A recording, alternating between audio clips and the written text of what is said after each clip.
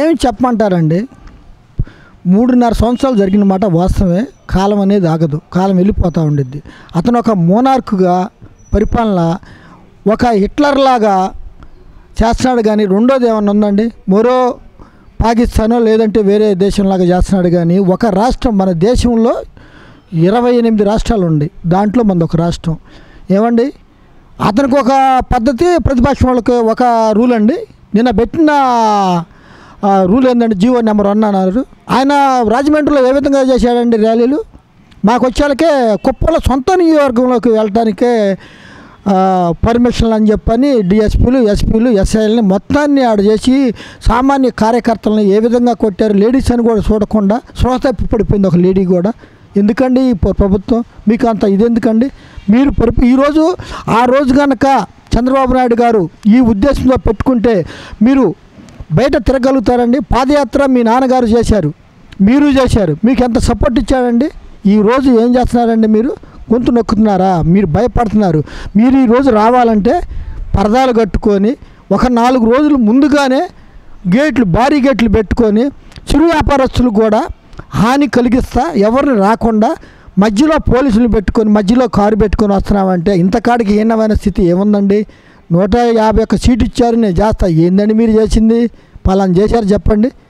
మేము మీ ప్రజలకు చేస్తున్నాం. ఆ పథకాలు తప్పితే ఏమన్నా ఉందండి? ఆ పథకాలు కూడా వేస్ట్ పథకాలు. దాంట్లో ఒకే ఒక పథకమే మంచిది, తక్కినని వేస్ట్ అండి. ఆయన దమ్ము ధైర్యం ఉంటే ఈరోజు బత్రాపు చేసి రమ్మనండి, ఎల మీద దిగండి, చేయండి. కొన్ని రాష్ట్రాలు చేశారుగా. కేజ్రీవాల్ ఏం చేశాడండి? పార్టీ వచ్చిన 1-2 నెలల్లోనే రాజీనామా చేసి బర్తరఫ్ చేసి వచ్చి మళ్ళీ గెలుచుకున్నాడు. అలా చేసుకోవచ్చా? నాకు 150 ఇక్కడ 150 ఎందుకు ఇచ్చారండి? మంచి చేస్తామని ఇచ్చారు. అందరిని ముద్దులు పెట్టుకున్నావు, కవులు ఇచ్చుకున్నావు, బైబిల్ పెట్టుకున్నావు, ఇంకోటి ఎక్సెట్రా. అమ్మ నువ్వు మీ చెల్లి మొత్తం కలిపి చేశారు. ఏదో పానీలే పాపం అని చెప్పిన ఒకసారి కానీ ఇస్తే ఈ పని చేసేది ఇది కరెక్ట్ అయిన పద్ధతి కదండి. జనం బుద్ధి చెప్తారు తొందరలోనే. టైం ఎక్కడా లేదండి. టైము మీ వెనకనే చూసుకుంటానండి. వెనక మొత్తం చిట్టా రాస్తానండి, చిట్టా ఉంది. అది మొత్తం మీరు రూపాయికి 2 రూపాయలు తీర్చుకుంటారు అప్పు. ఈ సంక్షేమ పథకాలు మొత్తం అందుతున్నాయండి. గత ప్రభుత్వాలు ఏ చేయలేదు, మేము వచ్చిన తర్వాత సంక్షేమ పథకాలు బాగా చేస్తున్నాం, దాదాపు 88% పూర్తి చేసామని చెప్తున్నారు కదండి. ఏమండి సంక్షేమ పథకాలు అంటే అంతకుముందు బాబు గారు అండి పేర్లు మార్చిపెట్టమే కానీ ఇదివరకు స్కాలర్షిప్లు లేవండి. అమ్మఒడి ఇవన్నీ ఎందుకండి? జగనన్న చేయూత, ఇంకొక ఇది ఆదరాస్తాని అదని ఇదని పెడుతున్నారు. ఎందుకండి ఇవన్నీ అవసరమా? అంతకుముందు ఎవరు చదువుకోలేదా? అంతకుముందు పిల్లలకి ఎడ్యుకేషన్ లేదా? వీళ్ళు ఉన్నారు, లోన్లు ఉండి అందరికి లోన్లు ఇవ్వలేదా? చేయూత అంటున్నారు, ఆసరా అంటున్నారు, ఇంకోటి కూడా అంటున్నారు. ఎందుకండి ఇవన్నీ అనవసరం అండి.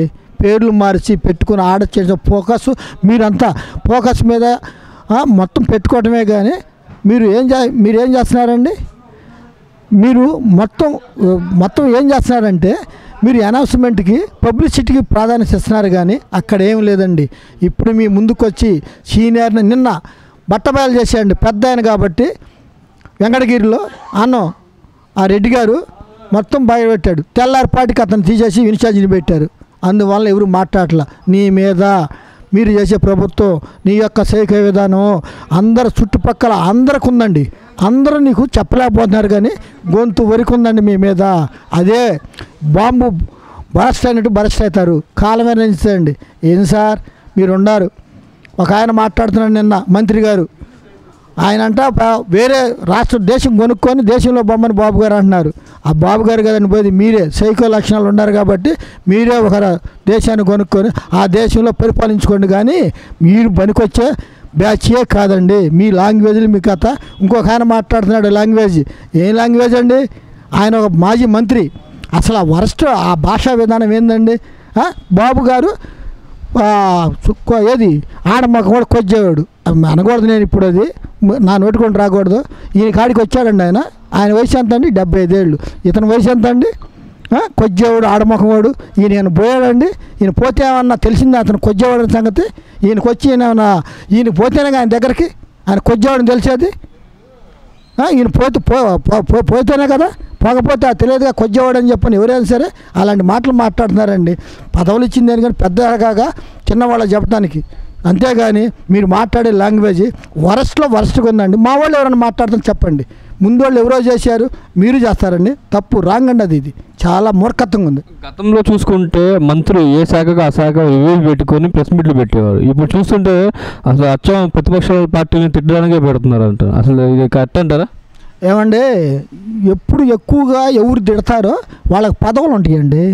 ఇప్పుడు వైఎస్ఆర్ పార్టీలో మీరు ఎక్కువ కనుక 4 తిట్లు కనుక ఎక్కువ తిడితే వాడికి పదవి గ్యారంటీ. నిన్న ఉదాహరణ చెప్తుంది కదా సార్, నెల్లూరులో ఏమైందండి, వెంకటగిరిలో ఆ ఎమ్మెల్యే గారు మాట్లాడి తెల్లారపడి తీసేశాడండి. అట్లా మాట్లాడరుగా, ఎక్కువ మాట్లాడితే నువ్వు పదవి గ్యారంటీ ఉండిద్దని వాళ్ళు ఇష్టం వచ్చినట్టు మాట్లాడుతున్నారండి. వరస్ట్ లాంగ్వేజ్తో మాట్లాడితే మీరు సప్పట్లు కొట్టుకోవడం, నవ్వుకోవటం, అది ప్రజలు మొత్తం గమనిస్తున్నారండి.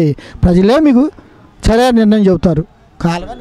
ఇప్పుడు చూసుకుంటే కనుక ఈ వాలంటరీ వ్యవస్థ తీసుకొచ్చాను, దానివల్ల ఉపయోగాలు ఉన్నాయంటారా? ఏమండి, వాలంటరీ వ్యవస్థ అంటే ఎట్లా ఉండాలండి? పెట్టావు కరెక్టే, వాలంటరీ వ్యవస్థ మంచిదే, బాగానే ఉంది. వాళ్ళు ఏ విధంగా అండి, వాళ్ళ మీరు పార్టీలో మొబిలైజ్ చేసుకొని పార్టీ పరంగా వెళ్ళి పార్టీలో సేవ చేస్తేనే, పార్టీకి అనుకూలంగా చేస్తేనే ఉంచుతున్నారు, లేకుంటే లేదు. నిన్నేం చేయాలండి, అనంతపురం జిల్లాలో ఒకరు సూసైడ్ చేసుకున్నాడు. మీరు ఇచ్చేది చదువుకున్న నిరుద్యోగులు. ఆ నిరుద్యోగులుగా ఎందుకు ఉన్నారంటే మీరు జాబ్ క్యాలెండర్ అన్నారు. జాబ్ క్యాలెండర్ ఏమైనా ఇచ్చారండి? ఏమన్నా రిలీజ్ చేశారు ఉద్యోగాలు? ఏదో ఉద్యోగం బతుకుదామని చెప్పని దీనికి వస్తే మీరు చాకరీ వర్క్ అదిరిపోయే వర్క్ చేసి ఆ ఒత్తిడి తట్టుకోవాలని నాకు చచ్చిపోయాడు. ఎందుకండి ఇది వాలంటరీ వ్యవస్థ అంటే వ్యవస్థ బాగానే ఉంది, కరెక్ట్ కాదన్ను. ఏ విధంగా ఉండాలా? అది పార్టీకి మసులుకొని పార్టీ పరంగా మీరు అన్నీ ఇచ్చేసుకుంటారా? తప్పండి, అది వాలంటరీ వ్యవస్థ బాగోలేదు సార్. ఇప్పుడు చూసుకుంటే కనుక ఈ ఇంటింటికి రేషన్ అని చెప్పి బ్యాన్లు పెట్టారు, దానివల్ల ఉపయోగాలు ఉన్నాయంటారు?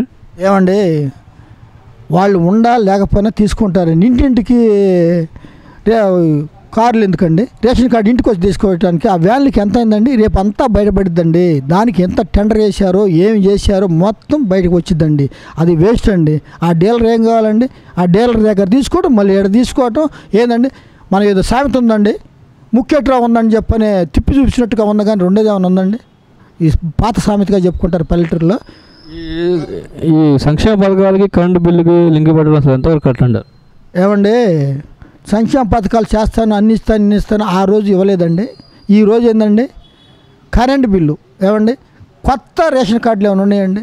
చీల్చుకోవడానికైనా ఉపయోగం ఉందా? లింకు తీసేయడానికైతే లింకు పెట్టారు, కానీ కొత్తవి చేసుకోవడానికి లేవండి. 4 ఉంటారు పిల్లలు, 2 ముసలోళ్ళే ఉండరుగా, వాళ్ళ పిల్లలు ఉంటారు కదా. ఇదివరకు ఇప్పుడు కాలం టెక్నికల్ పెరిగిపోయింది, కానీ ఇదివరకు కరెక్టే. నువ్వు రేషన్ కరెంటు బిల్లు ఎక్కువ తీసేయచ్చు. ఏ పద్ధతిలో తీసేయాలా? యూనిట్లు లెక్క పెంచండి. ఇదివరకు ఏముందండి? ఇదివరకు స్మార్ట్ ఫోన్లు మన దగ్గర ఉన్నాయండి.